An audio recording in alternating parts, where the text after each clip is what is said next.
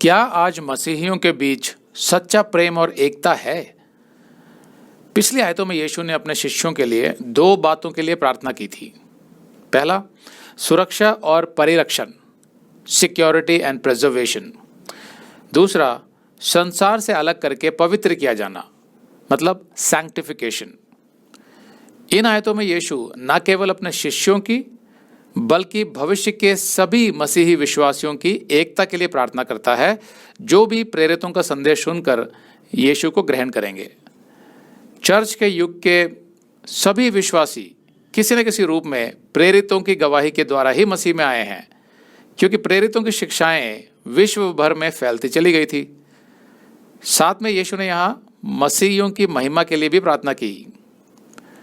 तो इन आयतों में हम देखेंगे एकता और महिमा के लिए यीशु ने जो प्रार्थना की, सभी मसीहियों के लिए।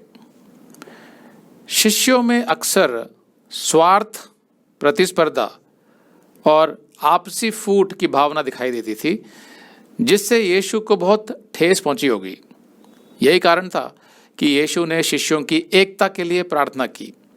तो भले ही वे प्रेरित थे, यीशु ने उन्हें चुना था और उन्होंने यीशु को स्वीकार भी किया था, लेकिन हमें ये नहीं भूलना चाहिए कि वो भी मनुष्य थे और उनके अंदर भी पाप का स्वभाव था, जो आदम से वंशानुगत आया, जिसकी वजह से जब तक उनकी आत्मिक उन्नति हो रही थी धीरे धीरे करके, तब तक उनमें स्वार्थ था, प्रतिस्पर्धा यानी कंपटीशन था, आपस में एक फूट थी कुछ कुछ बातों को लेकर। तो ये सब यीशु को पता था कि उनको एकता में बनाए रखने के लिए प्रार्थना की आवश्यकता है। वो तब भी थी, वो आज भी है। मैं सोचता हूँ कि जब यीशु आज कलीसिया की स्थिति को देखता है तो उसे कैसा लगता होगा? क्या आज कलीसिया में, चर्च में वैसी एकता, प्रेम दिखाई देता है जैसा यीशु चाहता है? ये जानकर कि यीशु ने हमारे लिए अपने पिता से प्रार्थना की, एकता के लिए हमारी प्रार्थना की उसने, उससे हमें बड़ा साहस मिलता है यीशु का कार्य करने में, अर्थात उसके सुसमाचार का प्रचार करने में। क्योंकि हमें लगता है कि क्योंकि यीशु हमारे लिए प्रार्थना करता है निरंतर स्वर्ग में, इसलिए जो एकता हम में होनी चाहिए इस मिशन के लिए, सच्चे परमेश्वर के बारे में बताने के लिए, वो हो सकती है। तो उसके लिए ये भी आवश्यक है कि हमें भी अपनी तरफ से कुछ प्रैक्टिकल कदम उठाने होंगे, जो मैं इस संदेश में बताऊंगा। यीशु ने कहा, यूहन्ना 17:20, मैं केवल इन्हीं के लिए विनती नहीं करता, मतलब केवल शिष्यों के लिए विनती नहीं करता, परंतु उनके लिए भी जो इनके वचन के द्वारा मुझ पर विश्वास करेंगे कि वे सब एक हों। तो यही बात यीशु ने कही कि आगे जाकर प्रेरितों के शिष्य बनेंगे, फिर उनके शिष्य बनेंगे, और ऐसे मसीहत, सुसमाचार का प्रचार, वचन का प्रचार पूरे संसार में किया जाएगा। तो उन सबके लिए यीशु प्रार्थना कर रहा है। यीशु को पता था कि उसका मिशन अवश्य सफल हो जाएगा।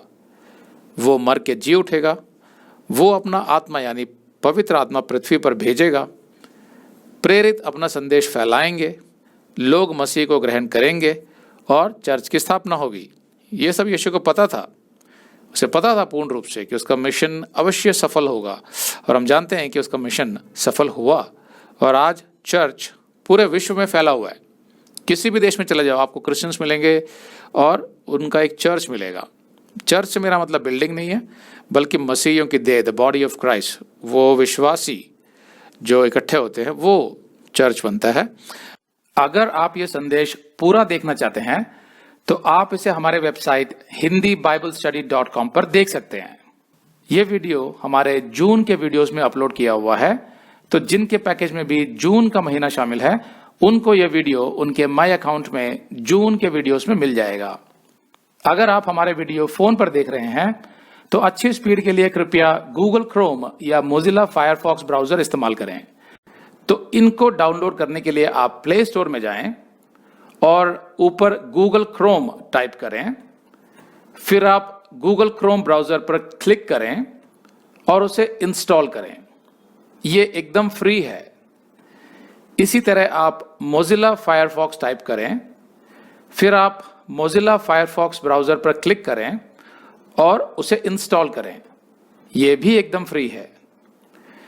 इसके बाद आप गूगल क्रोम ब्राउजर को क्लिक करके उसे खोलें और उसमें hindibiblesteady.com टाइप करें, मतलब पूरा hindibiblesteady.com एक साथ बिना किसी गैप के, तब हमारा वेबसाइट गूगल क्रोम में खुल जाएगा और आपके वीडियोस अच्छे से चलेंगे।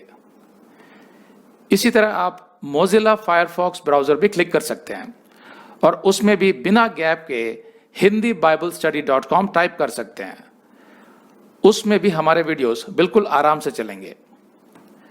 इसके अलावा अगर आप चाहें तो बेहतर स्पीड के लिए आप वीडियो के नीचे बने प्ले बार पर सेटिंग्स का चिन्ह दबाकर 240p 240p सेलेक्ट कर सकते हैं, जिससे आपका बहुत ही कम डेटा खर्च होगा।